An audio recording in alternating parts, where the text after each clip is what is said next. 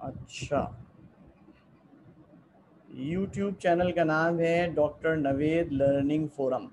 ठीक है, मैं उसका लिंक जो है ना वो व्हाट्सएप ग्रुप में शेयर कर दूंगा, तो आप उससे कनेक्ट हो जाइएगा फिर।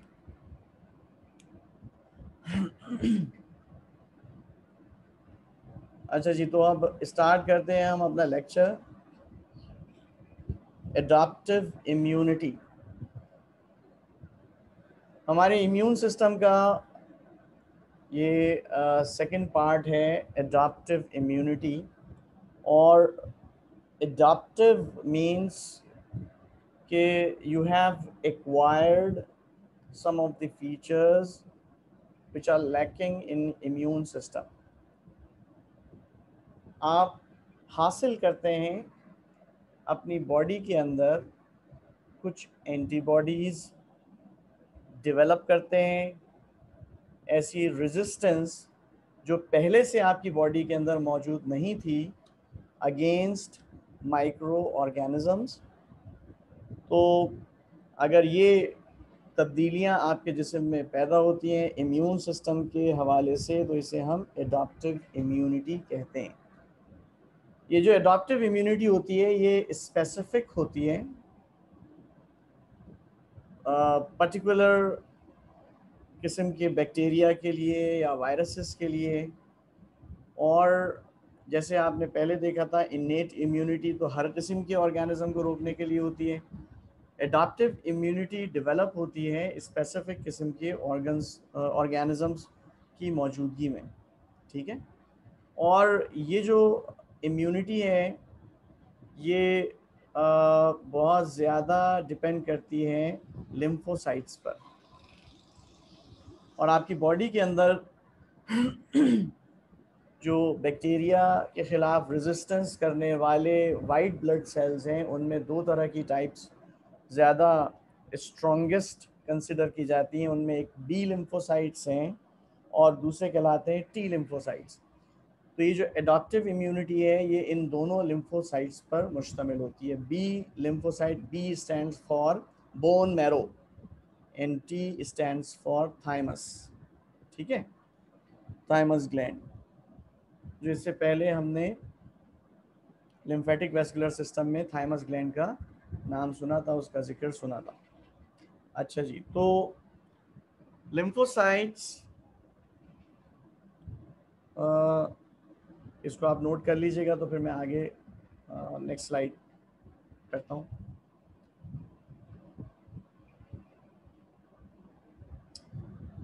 ये जो लिम्फोसाइट्स होते हैं ना, बी लिम्फोसाइट्स और टी लिम्फोसाइट्स, इनमें बेसिक डिफरेंस क्या है ये जानना आपके लिए बड़ा ज़रूरी है।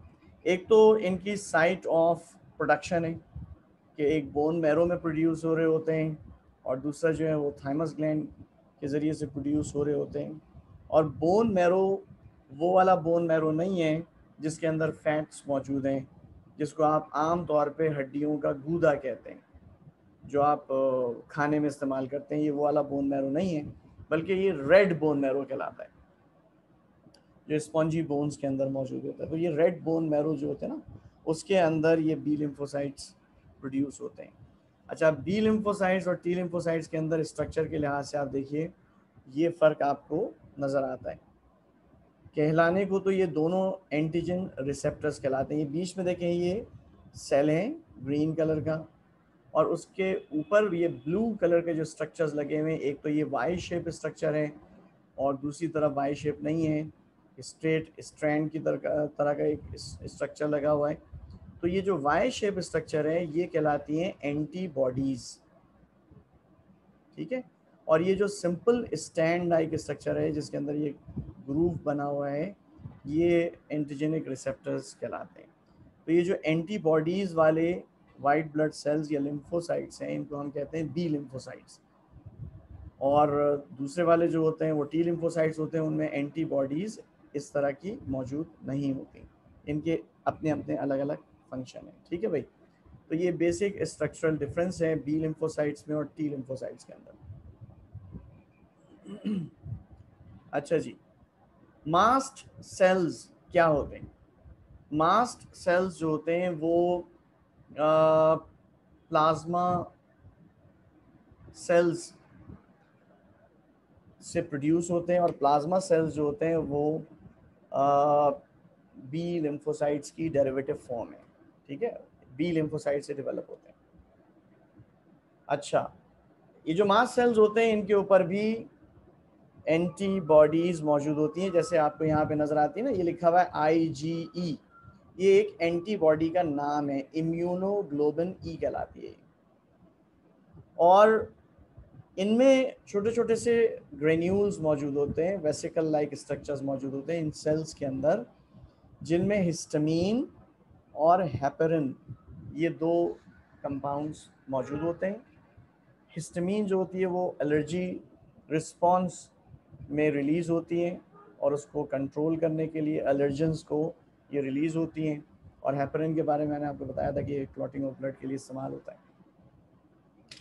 ये मास्ट सेल्स जो होते हैं ये बेसोफिल से रिजेंबल करते हैं, और एलर्जी में इनका रोल नज़र आता है। एलर्जीज़ हो जाती हैं तो ये जो हिस्टामीन है ख़ास तौर पे ये एंटी एलर्जी सब्सटेंस के तौर पे रिलीज़ होती है।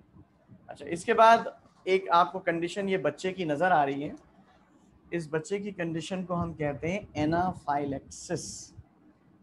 ये देखो आप, इसकी आंखें कितनी ज़्यादा स्वेल अप हुई हुई हैं, और ये बहुत सीवियर किस्म की एक एलर्जी की कंडीशन में है। और अगर ये एलर्जी ज़्यादा सीरियस हो जाती है तो ऐसी सूरत में लीथल भी हो सकती है, ये जानलेवा भी साबित हो सकती है। इसके अंदर रैशेज़ होना शुरू हो जाती हैं, बहुत ज़्यादा इची स्किन हो जाती है, ख़ारिश होना शुरू हो जाएगी, थ्रोट में स्वेलिंग आ जाएगी, ब्लड प्रेशर भी लो हो जाएगा। ये इसकी अलामात हैं, और ये किसी इंसेक्ट बाइट की वजह से हो सकता है, फूड की वजह से हो सकता है, या किसी मेडिसिन का साइड इफ़ेक्ट भी हो सकता है। ठीक है जी। अच्छा, ये एक्सट्रीम कंडीशन है एलर्जी की। और यहाँ पर आप देखें तो ये एक मास्ट सेल का स्ट्रक्चर दिखाया गया, ये किस तरह से काम करता है, इसका फंक्शन क्या है एलर्जी रिस्पॉन्स में। ये है एलर्जेंस। एलर्जेंस का मतलब होता है जैसे पॉलन ग्रेन है, या कोई डस्ट है, या कोई भी एक्सटर्नल पार्टिकल, इवन बैक्टीरिया भी हो सकता है, जो आपके जिस्म के लिए अनवांटेड है, आपकी बॉडी को नुकसान पहुंचा सकता है। तो आपकी बॉडी जब उसको डिटेक्ट करती है, तो डिटेक्ट करने के बाद ये जो मास्ट सेल्स हैं ये अपनी एंटीबॉडीज़ को रिलीज़ करते हैं, जैसे आपको यहाँ पे नज़र आ रहा है, ये ब्लू कलर की एंटीबॉडीज़ रिलीज़ हुई, और उसके बाद इन्होंने इसको अटैच किया, उसके साथ साथ यहाँ पर ये हिस्टामीन रिलीज़ हो रही है, और ये फिर इनके गिर्द इनके सराउंडिंग में जमा होना शुरू हो जाती है, और एक thick mucus like liquid substance ये डेवलप होना शुरू हो जाता है इनकी वजह से, और इस सूरत में फिर ये एलर्जेंस को कंट्रोल किया जाता है। लेकिन अगर ये ज़रूरत से ज़्यादा रिलीज़ हो जाए तो फिर ऐसी सूरत में आपने देखा होगा कि कभी फ्लू हो जाता है तो बहुत रनिंग नोज़ हो जाती है ना, तो ये कंडीशन हो जाती है एक्सट्रीम में। तो फिर आपने कभी कोई एंटी एलर्जी सिरप लिया हो तो उस पर लिखा हुआ होता है एंटी हिस्टामीन, तो वो हिस्टामीन को रिड्यूस करता है ताकि फ्लू वगैरह का असर जो है वो कम हो, और उसके साथ एंटीबायोटिक का कवर दिया जाता है ताकि वो बैक्टीरिया जो आपकी बॉडी के अंदर नुकसान पहुंचा रहा है उसको ख़त्म किया जा सके। तो आपकी बॉडी के अंदर ये एलर्जी के रिस्पॉन्स इस तरह से इस मास्ट सेल के ज़रिए से डेवलप होते हैं। अच्छा जी, इसी तरह से एक और प्रोटीन का ग्रुप है जिसको हम कहते हैं इंटरफेरेंस। इंटरफेरेंस जो है ना वो प्रोटीन्स हैं जो सिग्नल्स प्रोवाइड करती हैं और मुख्तलिफ पैथोजेंस की मौजूदगी को आपकी बॉडी में इंडिकेट करवाती हैं, जैसे वायरस, बैक्टीरिया हैं, या इवन ट्यूमर सेल्स हैं। ये इंक्रीज़ करती हैं नेचुरल किलर सेल्स की एक्टिविटी, क्योंकि ये उनको मैसेजेस प्रोवाइड करेंगी कि भाई बॉडी के अंदर कोई पैथोजन या कोई बैक्टीरिया दाखिल हो चुका है, लिहाजा अब आओ और इस बैक्टीरिया और वायरस को डिस्ट्रॉय करो। और इसी तरह से ये primary and secondary immune response भी डेवलप करवाती है। प्राइमरी इम्यून रिस्पॉन्स का मतलब ये होता है कि अगर आप फर्स्ट टाइम किसी बैक्टीरिया से इन्फेक्टेड हों, तो अगर इससे पहले आप उस इन्फेक्शन का शिकार नहीं हुए हैं तो मुमकिन है कि उस डिज़ीज़ के सिम्टम्स जो हैं वो काफ़ी दिनों में जाके कंट्रोल हो, फ़र्ज़ कीजिए 10 दिन में कंट्रोल हो रहे हैं, रिकवर कर गए आप, लेकिन कुछ अरसे के बाद जब आपकी अगेन उसी पैथोजन का अटैक हो तो बहुत मुमकिन है कि आपको 10 दिन ना लगे, आप 4 से 5 दिन में सही हो जाए। तो पहली दफ़ा में जो प्रोलॉन्ग किया गया ना आपका ट्रीटमेंट या आपकी बॉडी ने रिस्पॉन्स किया क्योंकि आपकी बॉडी उसके लिए तैयार नहीं थी, उसको हम प्राइमरी इम्यून रिस्पॉन्स कहते हैं। और जब सेकेंड टाइम वो अटैक करेगा आपकी बॉडी के ऊपर तो आपकी बॉडी में पहले से एंटीबॉडीज़ प्रिपेयर्ड हो चुकी होंगी और आपकी बॉडी के अंदर वाइट ब्लड सेल्स तैयार होंगे, रेडी होंगे कि वो आए और उसको अटैक करके उसको ख़त्म करें। ठीक है, इसको सेकेंडरी इम्यून रिस्पॉन्स कहते हैं। इसका जो ड्यूरेशन है वो प्राइमरी इम्यून रिस्पॉन्स के मुकाबले में कंपैरेटिवली कम होता है। अच्छा जी, अब एडाप्टिव या एक्वायर्ड इम्यूनिटी ये क्या चीज़, इसके बारे में मैंने आपसे जिक्र कर दिया था कि एडाप्टिव इम्यूनिटी का मतलब वो होता है कि आप अपनी बॉडी के अंदर एंटीबॉडीज़ को डेवलप करवाएं या आपकी बॉडी के अंदर एंटीबॉडीज़ डेवलप हों या ऑलरेडी प्रिपेयर्ड एंटीबॉडीज़ आपके जिस्म के अंदर दाखिल हो रही हैं।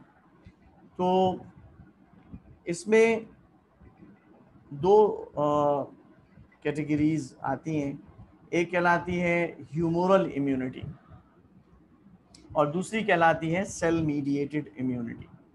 अब ह्यूमोरल इम्यूनिटी के बारे में हमने जैसे पहले आपको मैंने बताया था कि दो तरह के लिम्फोसाइट्स होते हैं, एक बी लिम्फोसाइट्स होते हैं, एक टी लिम्फोसाइट्स होते हैं। तो ह्यूमोरल इम्यूनिटी जो होती है ये डेवलप होती है बी लिम्फोसाइट से। इस इम्यूनिटी में या इस इम्यून रिस्पॉन्स में एंटीबॉडीज़ का बड़ा इम्पोर्टेंट रोल होता है। एंटीबॉडीज़ एक्टिवेट होती हैं, वो माइक्रो ऑर्गेनिजम्स को ब्रेक डाउन करती हैं, उनको डिस्ट्रॉय करती हैं और इसी तरह से टॉक्सिन्स को एलिमिनेट भी किया जाता है इस इम्यून सिस्टम के रिस्पॉन्सेज में और पैथोजेंस और जो होते हैं वो ब्लड में जो शामिल हो जाते हैं उनको ख़त्म किया जाता है। दूसरी कहलाती है सेल मीडिएटेड इम्यूनिटी। ये जो सेल मीडिएटेड इम्यूनिटी होती है ये टी सेल्स पर मुश्तमिल है और ये डिस्ट्रॉय करती है जो भी होस्ट सेल के अंदर पैथोजन आ गया हो या कोई पैथोजन वैसी आपकी बॉडी के अंदर मौजूद हो। ठीक है जी। अच्छा, अब यहाँ पर थोड़ी सी बात और डिटेल में हम डिस्कस करते हैं ह्यूमोरल इम्यूनिटी के हवाले से। देखिए, ह्यूमोरल इम्यूनिटी में मैंने बताया कि बी लिम्फोसाइट सेल्स होते हैं और एंटीबॉडीज़ मौजूद होती हैं, इन्हें हम एंटीजेनिक रिसेप्टर्स भी कहते हैं। एंटीबॉडीज़ जब एक्टिवेटेड फॉर्म में होती हैं तो ऐसी सूरत में जो बी लिम्फोसाइट्स होते हैं उनको हम प्लाज्मा सेल्स कहते हैं और जब वो अपना काम ख़त्म कर चुकी होती हैं तो प्लाज्मा सेल्स ब्रेक डाउन हो जाते हैं, लेकिन उनमें से कुछ बी लिम्फोसाइट सेल्स पहले ही मेमोरी सेल्स की शक्ल में प्रिजर्व हो जाते हैं ताकि नेक्स्ट टाइम अगर कोई इन्फेक्शन आपकी बॉडी के अंदर आए तो वो रिस्पॉन्ड कर सकें। इसको मैं और ज़्यादा डिटेल से बताता हूँ। देखें, सबसे पहले बात तो ये कि आप ये एक एंटीबॉडी का स्ट्रक्चर देख लीजिए कि ये आपकी बॉडी में वाइट ब्लड सेल है और उसके ऊपर ये एक एंटीबॉडी लगी हुई है। इसके अंदर आप देखिए ये भी प्रोटीन की बनी हुई है, जैसे आपको यहाँ नज़र आ रहे हैं कि डाई सल्फाइड ब्रिज है। ये di sulphide bridge actually protein के मॉलिक्यूल्स के दरमियान होता है और यहाँ पर आपको लाइट चेन और ट्रांस मेम्ब्रेन रीजन, ये तो वो रीजन है जहाँ पे ये इंसर्टेड है और उसके बाद ये जो आपको ग्रूव बना हुआ नज़र आ रहा है इसके साथ 1 2 3 4 चेन्स आपको नज़र आ रही हैं, ये सब प्रोटीन की बनी हुई चेन्स हैं। तो एक्चुअली जो एंटीबॉडीज़ हैं वो आपकी बॉडी में स्पेसिफिक प्रोटीन्स हैं और ये जो ग्रूव बने हुए आपको नज़र आ रहे हैं ना ऊपर की जानिब, ये एंटीजन बाइंडिंग साइट्स कहलाती हैं। एंटीजन आप उस माइक्रो ऑर्गेनिज्म को कहते हैं जो आपकी बॉडी के अंदर दाखिल होता है, जो आपकी बॉडी को अटैक करता है। तो ये जो ग्रूव बने हुए आपको नज़र आ रहे हैं, ये ग्रूव एक्चुअली उनकी बॉडी के स्ट्रक्चर के लिहाज से स्पेसिफिक होते हैं। ठीक है, तो ये एंटीबॉडीज इसी वजह से, इन्हीं ग्रूव्स की वजह से हर बैक्टीरिया के लिहाज से डिफरेंट होंगी। तो जिसके लिहाज से एंटीबॉडीज डेवलप हुई भी होती हैं, आपकी बॉडी उसके रिस्पॉन्स अच्छी तरह करती है और ओवरकम करती है उस इन्फेक्शन को। अगर ये एंटीबॉडीज़ डेवलप नहीं हुई भी होती तो फिर आप बीमारी का शिकार हो जाते हैं और फिर वो बैक्टीरिया आपके ऊपर हावी हो जाता है। अच्छा जी, इसके बाद ये है प्लाज्मा सेल्स। प्लाज्मा सेल्स को हम इस तरह से डिफाइन करते हैं, इसको हम प्लाज्मा बी सेल्स भी कहते हैं, इसको हम प्लाज्मोसाइट्स भी कहते हैं, प्लाज्मासाइट्स भी कहते हैं, इफेक्टर बी सेल्स भी कहते हैं। और ये सिक्रीट करते हैं बहुत ज़्यादा तादाद में एंटीबॉडीज़, और ये एक्टिवेटेड होते हैं टी हेल्पर टी सेल्स। ये टी लिम्फोसाइट सेल्स की एक टाइप है। ठीक है, तो इसको आप नोट कर लीजिएगा अपने पास, फिर उसके बाद हम इसकी और ज़्यादा डिटेल देखते हैं आगे।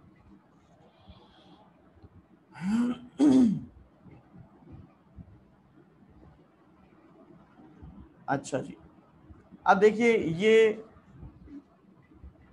एंटीबॉडीज का एक्शन हो रहा है।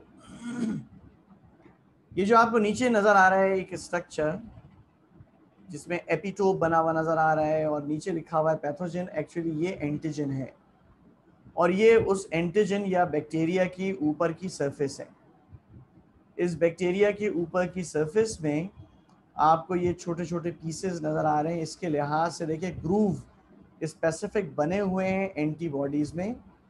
ये है आपका बी लिम्फोसाइट सेल। जब ये बी लिम्फोसाइट सेल अपनी एंटीबॉडीज़ को इसके साथ अटैच करता है तो स्वेलिंग हो जाती है, ये फूल जाता है और अपनी एंटीबॉडीज़ को रिलीज़ कर देता है। ठीक है, अब इनकी जो एंटीबॉडीज़ होती हैं ये इस तरह से बैक्टीरिया के स्ट्रक्चर को ऊपर से तोड़ना शुरू कर देती हैं। नतीजे के तौर पे बैक्टीरिया का स्ट्रक्चर वीक हो जाता है और वो डिस्ट्रॉय हो जाता है। अब इसमें ये देखें, ये बैक्टीरिया को ब्रेक डाउन करने के बाद फिर ये वाला जो प्लाज्मा सेल बन जाता है ना, ये भी ख़त्म हो जाता है। लेकिन अपने ख़त्म होने से पहले पहले इसमें जो एंटीबॉडीज़ का स्पेसिफिक स्ट्रक्चर है, इस लिहाज से जो प्लाज्मा सेल्स हैं इनमें कुछ सेल्स मेमोरी सेल्स बन के, अच्छा इनमें क्लोन होने की सलाहियत होती है। ये सेल माइटोसिस के ज़रिए से डिवाइड हो सकते हैं, तो ये क्लोन हो जाते हैं या माइटोसिस के ज़रिए से डिवाइड हो जाते हैं। कुछ सेल्स जो होते हैं वो स्टोर हो जाते हैं, वो प्रिजर्व हो जाते हैं, वो खामोश बैठ के दूसरी तरफ देखते रहते हैं कि किस तरीके से इम्यून रिस्पॉन्स हो रहा है। और जब ये बाकी जो फाइटर सेल्स हैं वो अपने काम को अंजाम दे देते हैं तो फिर ये बाद में और क्लोन कर लेते हैं ताकि नेक्स्ट टाइम अगर सेकेंडरी इम्यून रिस्पॉन्स की बुनियाद पर अगर कोई बैक्टीरिया दोबारा आता है तो फिर ये दोबारा से एक्टिव हो जाएं और दोबारा से डिवाइड होकर एक नई फौज उससे मुकाबले के लिए तैयार कर लें। सही है भाई, तो ये प्लाज्मा सेल्स का काम है या बी लिम्फोसाइट सेल्स का काम है। इसे हम कहते हैं ह्यूमोरल इम्यूनिटी। ठीक है जी। अच्छा, अब आती है दूसरी टाइप, इसको हम कहते हैं सेल मीडिएटेड इम्यूनिटी। जैसे मैंने अभी पहले बताया कि सेल मीडिएटेड इम्यूनिटी का मतलब होता है वो इम्यूनिटी जो टी लिम्फोसाइट सेल से डेवलप होती है। अब टी लिम्फोसाइट सेल्स कहाँ प्रोड्यूस होते हैं? ये थाइमस ग्लैंड से प्रोड्यूस होते हैं।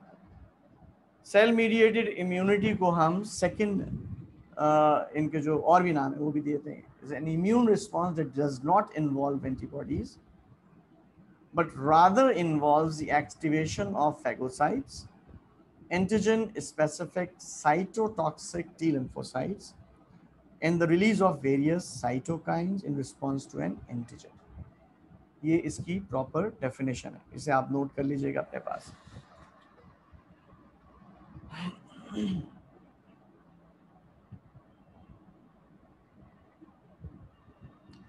अच्छा जी, तो cell mediated immunity T lymphocytes पर मुश्तमिल है। इन टी लिम्फोसाइट्स का काम होता है कि इन्फेक्टेड सेल्स को या बैक्टीरिया या पैथोजेंस को किल कर देना, इनको ब्रेक कर देना, डिस्ट्रॉय कर देना। ये साथ साथ इन्फ्लेमेशन में भी हेल्प करते हैं और इन्फ्लेमेशन के हवाले से मैं कल आपसे बात कर चुका था कि क्या होती है। और ये बड़ी इंपॉर्टेंट चीज़ है, MCH या MHC क्लास 1 एंड 2 रिकग्निशन। ये MHC क्या चीज़ है? मेजर हिस्टोकम्पैटिबिलिटी कॉम्प्लेक्स कहलाता है ये। इसके बारे में हम आगे भी बात करते हैं। और इसमें जो टी लिम्फोसाइट्स मौजूद होते हैं वो 4 तरह के होते हैं, जैसे कि यहाँ पर आपको बने हुए नज़र आ रहे हैं। एक कहलाता है एस का मतलब होता है सप्रेसर, ये याद रखिएगा, सप्रेसर टी सेल। H का मतलब होता है हेल्पर टी सेल। M का मतलब होता है मेमोरी टी सेल। और C का मतलब होता है साइटोटॉक्सिक टी सेल। ये जो S सेल्स होते हैं या सप्रेसर सेल्स होते हैं, ये इम्यून रिस्पॉन्स को सप्रेस करने के लिए या रोकने के लिए इस्तेमाल होते हैं। जाहिर सी बात है, जब हमारी बॉडी के अंदर कोई बैक्टीरिया दाखिल हो जाता है और हम उसको काबू कर लेते हैं, उसको ख़त्म कर देते हैं, तो फिर हमारी बॉडी में इम्यून रिस्पॉन्स को कंटिन्यू करने की ज़रूरत नहीं है, एंटीबॉडीज़ के स्प्रे करने की ज़रूरत नहीं है, और इसी तरीके से बाकी और सेल्स के एक्टिवेट होकर बाकी चीज़ों को डिस्ट्रॉय करने की ज़रूरत नहीं है। तो लिहाजा ये रोकना ज़रूरी है, वरना हमारी बॉडी के अंदर अगर ये लिम्फोसाइट्स बेकाबू हो जाएं और अपने रिस्पॉन्सेस को ना रोकें, तो ऐसी सूरत में ऑटो इम्यून डिसऑर्डर्स हमारी बॉडी के अंदर डेवलप हो जाते हैं, जो बड़ी ख़तरनाक सूरत हाल होती है, और वो बात सूरतों में इरिवर्सिबल होते हैं।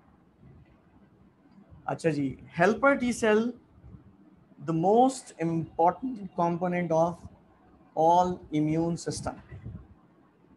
हेल्पर टी सेल सबसे पहले वो सेल्स होते हैं जो डिटेक्ट करते हैं आपकी बॉडी के अंदर किसी भी किस्म के फॉरेन पार्टिकल को, अनवांटेड पैथोजन को या पार्टिकल को।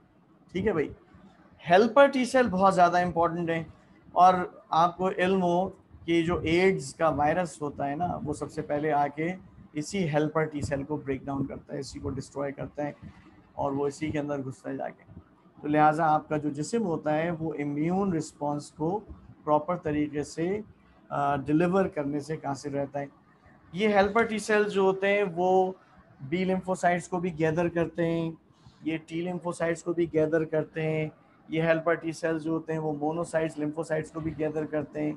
यानी पूरे के पूरे इम्यून सिस्टम के अंदर जितने भी एक्टिवेटेड पार्टिकल्स हैं, कंपोनेंट्स हैं, ये उन सब को गैदर करते हैं ताकि फाइट की जा सके उस बैक्टीरिया के ख़िलाफ़ जो आपकी बॉडी के अंदर दाखिल हो गया।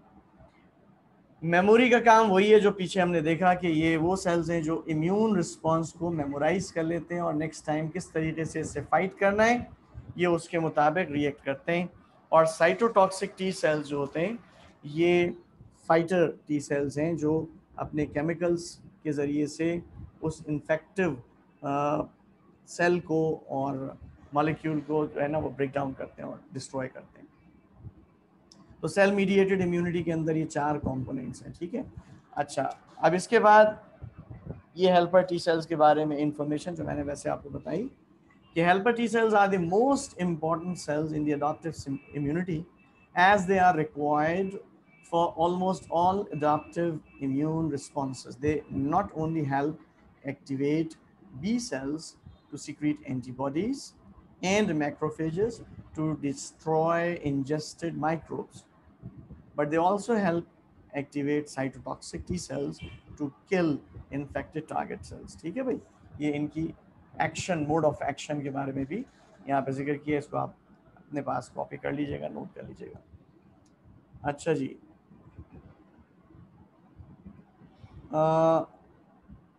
कुछ सेल्स ऐसे होते हैं जो एंटीजन प्रेजेंटिंग सेल्स कहलाते हैं, इनमें बी लिम्फोसाइट्स भी शामिल हैं, और ये इम्पॉर्टेंट चीज़ है जिसका हम जिक्र कर रहे थे, मेजर हिस्टोकम्पैटिबिलिटी कॉम्प्लेक्स। देखें, इसको गौर से समझ लीजिएगा।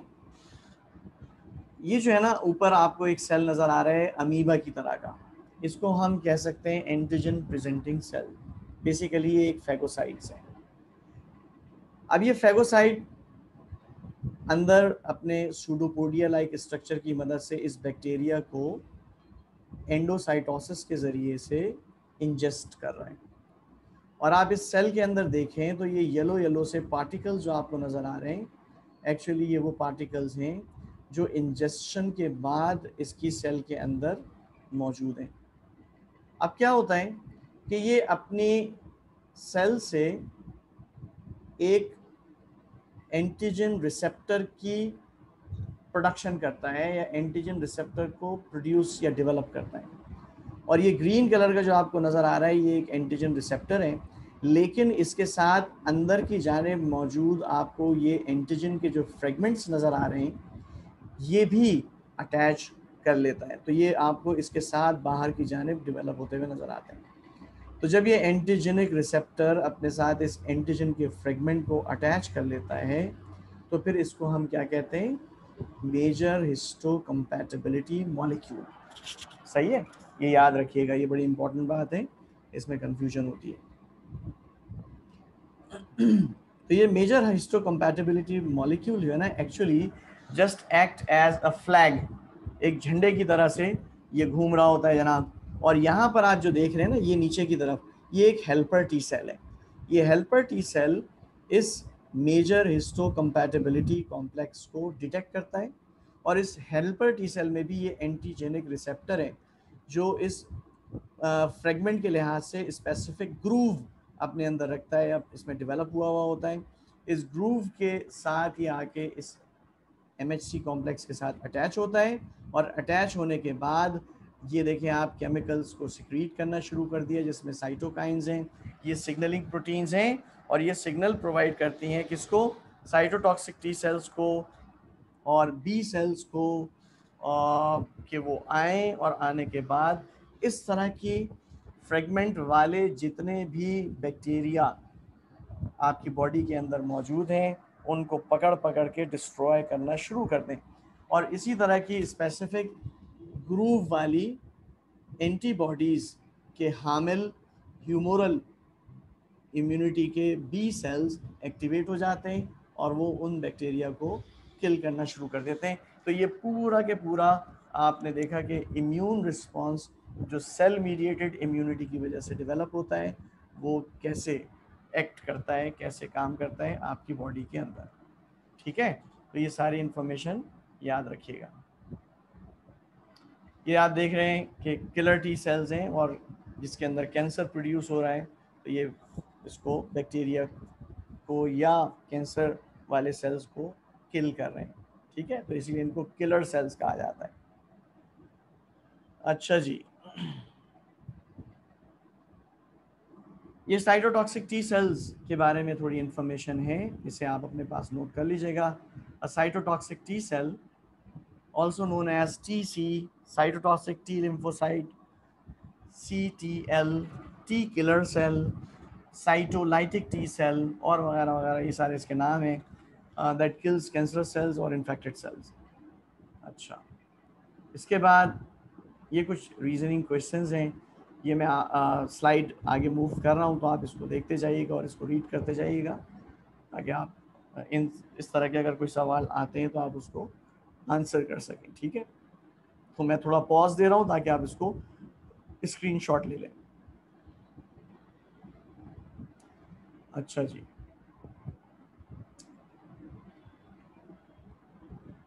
ये मैंने जो अभी आपको डिटेल बताई थी उसके बारे में इंफॉर्मेशन है थोड़ी सी। अब इसके बाद क्या होता है जब वो जो टारगेट सेल है, जो इन्फेक्टेड सेल है, जब वो ब्रेक डाउन हो जाता है या ये जो प्रोटीन्स होती हैं उनके अंदर वो उस जो साइटोटॉक्सिक टी सेल से रिलीज होती हैं वो उस टारगेट सेल के अंदर एपोप्टोसिस करवाती हैं। एपोप्टोसिस का मतलब होता है प्रोग्राम्ड सेल डेथ, यानी ये सेल के अंदर आपने नाम सुना होगा लाइसोसोम्स का, जिसे हमने कल भी जिक्र किया था थोड़ा सा। तो ये लाइसोसोम्स को एक्टिवेट कर देती हैं कि वो मुख्तलिफ एंजाइम्स को रिलीज़ करना शुरू कर दें और अंदर सेल जो कि एक एबनॉर्मली डेवलप हो रहा है वो उन एंजाइम्स की मदद से खुद ब खुद डिस्ट्रॉय हो जाए। ठीक है, सेल्फ डिस्ट्रक्ट हो जाए। तो ये काम होता है साइटोटॉक्सिक टी सेल्स का। सप्रेसर टी सेल लिम्फोसाइट्स हैं which can suppress antibody production by other lymphocyte sales. और ये मेजर हिस्टोकम्पैटिबिलिटी कॉम्प्लेक्स के बारे में थोड़ी सी इंफॉर्मेशन दी। क्लास 1 वाले जो होते हैं इनके अंदर और क्लास 2 वाले में क्या फ़र्क है, तो एक ही फ़र्क मैं आपको बता रहा हूँ, बाकी बहुत डिटेल है इसमें, इतनी डिटेल में जाने की ज़रूरत नहीं है। कि इसमें देखें 1, 2 और ये 3, ये अल्फ़ा स्ट्रक्चर जो बने हुए हैं ये प्रोटीन के स्ट्रक्चर हैं। तो क्लास 1 में 3 अल्फ़ा स्ट्रक्चर मौजूद होते हैं और एक बीटा प्रोटीन का स्ट्रक्चर मौजूद होता है, ठीक है, और इसी लिहाज से इनका ग्रूव स्पेसिफिक होता है। तो 3 अल्फा प्रोटीन और एक बीटा प्रोटीन मौजूद होती है मेजर हिस्टोकम्पैटिबिलिटी कॉम्प्लेक्स के अंदर। और इसमें जो प्रोटीन का एक मॉलिक्यूल है वो 8 से 10 अमाइनो एसिड्स की चेन पर मुश्तमिल होता है। अच्छा जी, दूसरा आता है मेजर हिस्टोकम्पैटिबिलिटी कॉम्प्लेक्स 2 मॉलिक्यूल। इसके अंदर आप देख सकते हैं कि 2 अल्फा और 2 बीटा चेन प्रोटीन के मॉलिक्यूल्स मौजूद होते हैं और ये अपने तौर पे रिस्पॉन्ड करते हैं। अच्छा जी, साइटोकाइंस जो होते हैं इन्हें हम कहते हैं हार्मोन्स ऑफ इम्यून सिस्टम। इसके अंदर इंटरल्यूकिन शामिल हैं और इंटरफेरेंस शामिल हैं। इंटरफेरेंस का जो काम है वो वायरल मल्टीप्लिकेशन को रोकना है और इन एक्टिविटी यानी उनको ज़ाहिर इनवाइट करेंगे किलर सेल्स आएँ और ब्रेक डाउन करें। इंटरल्यूकिन्स जो होती हैं वो इम्यून रिस्पॉन्स में इन्फ्लेमेशन करवाने में इम्पॉर्टेंट रोल प्ले करते हैं। इनको हम हार्मोन्स भी कहते हैं ऑफ इम्यून सिस्टम। अच्छा जी, प्राइमरी और सेकेंडरी इम्यून रिस्पॉन्स को मैं आपको पहले ही बता चुका था, लिहाजा इसको हम स्किप करते हैं। यहाँ पर एक्टिव इम्यूनिटी का मतलब ये होता है वो इम्यूनिटी जो आपकी बॉडी के अंदर डेवलप हुई हो किसी एंटीजन की मौजूदगी में। ये नेचुरल भी हो सकती है और आर्टिफिशियल भी हो सकती है। वैक्सीनेशन के ज़रिए से आप ये एक्टिव इम्यूनिटी अपने अंदर डेवलप करवाते हैं। जैसे पोलियो की वैक्सीन लगवा ली या टाइफॉइड की वैक्सीन लगवा ली या कोई और वैक्सीन बीमारी की आपने लगवा ली, मीज़ल्स की लगवा ली, तो आपकी बॉडी के अंदर फिर उस बैक्टीरिया के अगेंस्ट में एंटीबॉडीज़ डेवलप हो जाती हैं जो पहले से आपके जिस्म में नहीं थी। ये आर्टिफिशियल एक्टिव इम्यूनिटी होती है जो वैक्सीनेशन के ज़रिए से डेवलप होती है। दूसरी आती है पैसिव इम्यूनिटी। पैसिव इम्यूनिटी का मतलब होता है वो इम्यूनिटी जो आपकी बॉडी के अंदर मदर बॉडी से ट्रांसफ़र होती है, यानी पहले से प्रिपेयर्ड एंटीबॉडीज़ अगर आपकी बॉडी के अंदर इंडक्ट की जाती हैं उसे पैसिव इम्यूनिटी कहते हैं। जैसे किसी को रेबीज़ हो गई, ठीक है ना, डॉग बाइट से रेबीज़ हो जाती है, तो उसके अंदर जो एंटीबॉडीज़ इंजेक्ट की जाती हैं वो पहले से प्रिपेयर्ड होती हैं, तो वो पैसिव इम्यूनिटी का काम कर रही होती हैं। मदर बॉडी से प्लेसेंटा में जो एंटीबॉडीज़ ट्रांसफ़र होती हैं फीटस में, जब ड्यूरिंग प्रेगनेंसी जब एम्ब्रियो डेवलप हो रहा होता है, तो अगर मदर बॉडी से ब्लड के ज़रिए से एंटीबॉडीज़ उस फीटस में डेवलप आ रही हैं तो वो पैसिव इम्यूनिटी कहलाती है। अच्छा जी, और यहाँ पर आके हमारा ये टॉपिक कंप्लीट हो जाता है।